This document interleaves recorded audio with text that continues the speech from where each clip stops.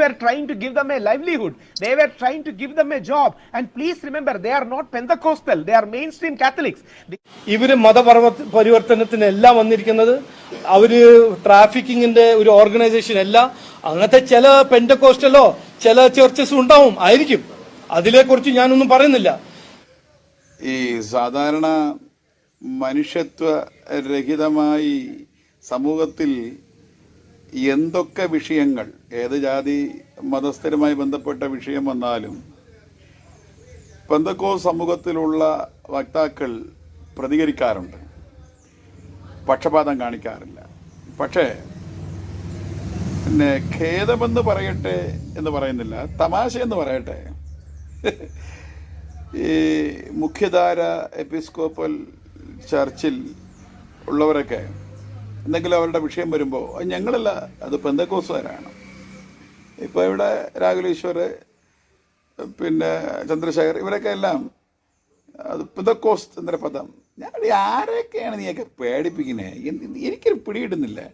4, 3, 7 ജീവിതം മേലാകാശം കീഴഭൂമി,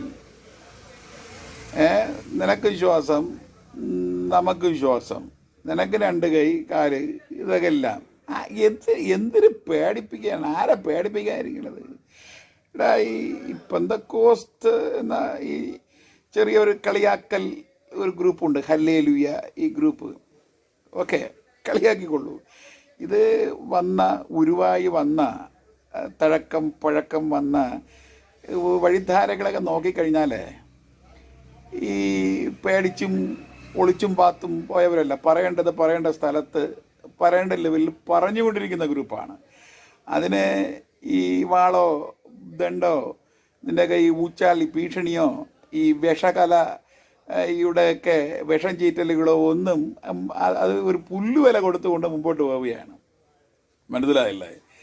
ഇതിന് മരണത്തിനപ്പുറമുള്ള ജീവനും ജീവിതവും കണ്ട് മധുരിച്ച് ജീവിക്കുന്ന ഈ കൂട്ടരെ എന്ത് പറഞ്ഞ് പേടിപ്പിക്കുക? അകത്തുള്ളവരോ പുറത്തുള്ളവരോ നിങ്ങളല്ല. പെന്തക്കോസ്ത് എന്ന് പറഞ്ഞാൽ ഇവിടെ എന്തിന് ചെയ്യാൻ പോകണ്ട? നീയൊക്കെ എന്ത് ചെയ്യാൻ പോകുന്നു?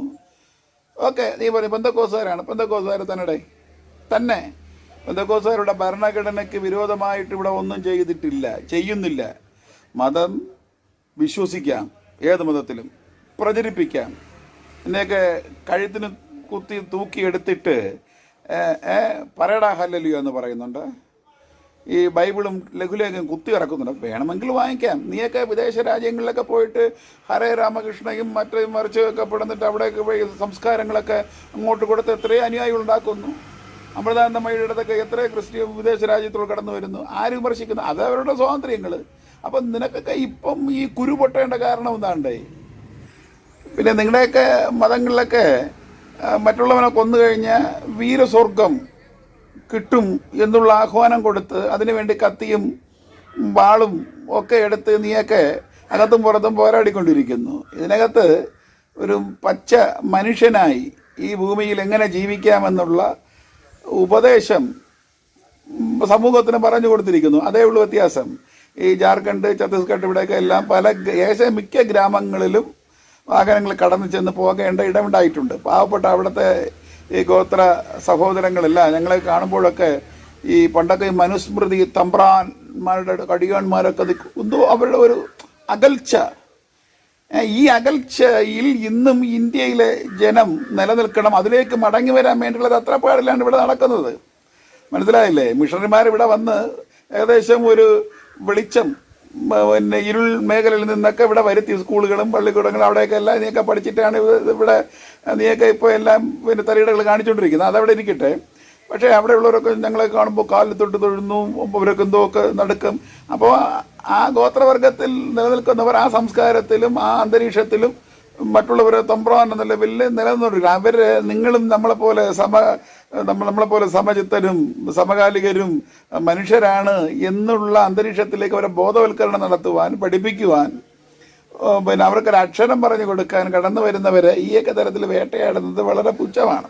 പിന്നെ ഞാനിന്നിവിടെ പറഞ്ഞു തന്നത് രാഹുൽ ഈശ്വർ എന്നൊക്കെ പറഞ്ഞില്ല, പെന്തക്കോസ്ത് ഒക്കെ അങ്ങനെയാണെങ്കിൽ അങ്ങനെ തന്നെ.